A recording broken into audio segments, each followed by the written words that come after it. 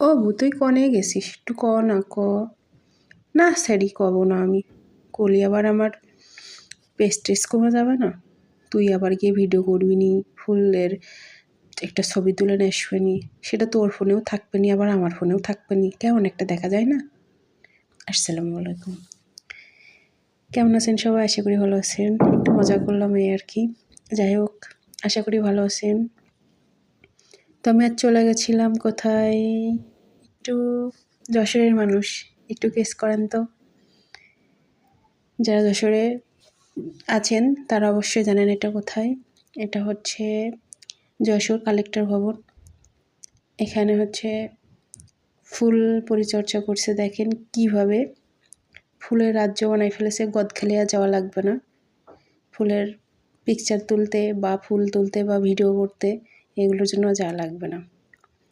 দেখেন চারিদিকে শুধু ফুল আর ফুল। আজকে পুকুর পাড়ে মনে হয় কেউ যায় নাই, মানে সবাই ফুলের রাজ্যে চলে এসেছে, মানে ফুল বাগানে চলে এসছে।